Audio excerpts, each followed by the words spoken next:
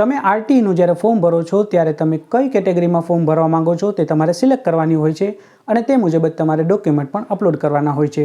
આ આરટીઈની જે 13 કેટેગરી છે એ એટલી મહત્ત્વની છે કે તેના આધારે જ તમને અંદાજો આવી જશે કે તમારા બાળકને પ્રવેશ મળવાના ચાન્સ કેટલા છે। એક, અનાથ બાળકો એટલે કે જેમના માતા અને પિતા બંને હયાત નથી। બીજું, સંભાળ અને સંરક્ષણની જરૂરિયાતવાળું બાળક એટલે કે જેમના માતા પિતા છોડીને જતા રહ્યા છે અથવા તો હયાત નથી। ત્રીજું, બાલ ગૃહના બાળકો। આ ત્રણેયને CWCનું પ્રમાણપત્રની જરૂર રહેશે જે બાલ કલ્યાણ સમિતિમાંથી મળશે। ચોથું, બાળ મજૂર જેને શ્રમ અધિકારીના પ્રમાણપત્રની જરૂર રહેશે। પાંચમું, મંદબુદ્ધિ સેરેબ્રલ પાલ્સી ધરાવતા બાળકો અને છઠ્ઠું, ARTની સારવાર લેતા બાળકો।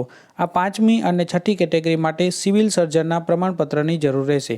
સાતમું, ફરજ દરમિયાન શહીદ થયેલ લશ્કરી, અર્ધલશ્કરી અને પોલીસ દળના જવાનના બાળકો, તેમને સંબંધિત ખાતાના સક્ષમ અધિકારીના પ્રમાણપત્રની જરૂર રહેશે। 8. સંતાનમાં એકમાત્ર જ દીકરી હોય એટલે કે એક જ સંતાન હોય અને તે દીકરી હોય, તેના સિવાય અન્ય કોઈ સંતાન ન હોય તો સક્ષમ અધિકારીનું પ્રમાણપત્ર। 9.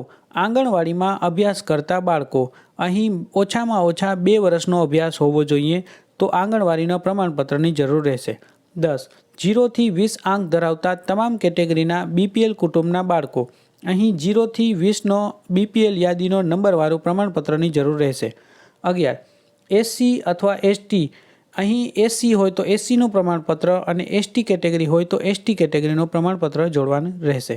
12. OBC અને NT-DNT, અહીં OBC 12મી કેટેગરી છે અને તેમાં સબ કેટેગરીમાં NT-DNT પણ છે।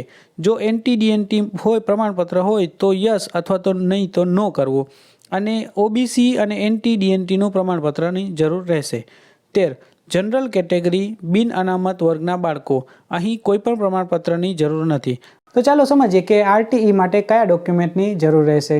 આરટીઈ માટે જરૂરી ડોક્યુમેન્ટ: બાળકનો ફોટો, બાળકનો જન્મનો દાખલો, બાળક માતા અને પિતાનું આધાર કાર્ડ, સરનામાના પુરાવા માટે કોઈ એક ડોક્યુમેન્ટ જેમાં આધાર કાર્ડ, પાસપોર્ટ, વીજળી બિલ, પાણી બિલ, ચૂંટણી કાર્ડ, રેશન કાર્ડ અને રજિસ્ટર્ડ ભાડા કરારમાંથી કોઈ એક ડોક્યુમેન્ટ। જો શક્ય હોય તો પિતાનું આધાર કાર્ડનો ઉપયોગ કરવો અને તે પણ બંને સાઈડ આવે તે રીતે।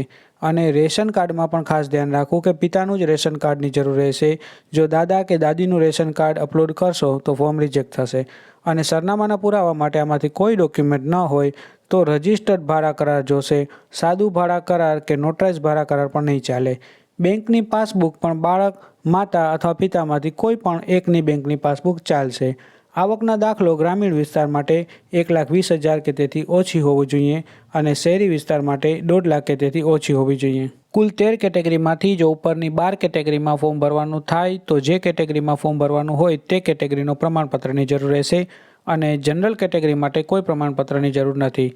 અને પાન કાર્ડ હોય તો પાન કાર્ડ અપલોડ કરવાનું રહેશે અને જો ઇન્કમ ટેક્સ રિટર્ન ન ભરતા હોય તો સેલ્ફ ડિક્લેરેશનનું ફોર્મ વેબસાઇટ પર 2025નું જ્યારે આરટી શરૂ થશે ત્યારે અપલોડ કરવામાં આવશે। તે ડાઉનલોડ કરી વ્યવસ્થિત ભરી અને અપલોડ કરવાનું રહેશે અને વાલીની સહી।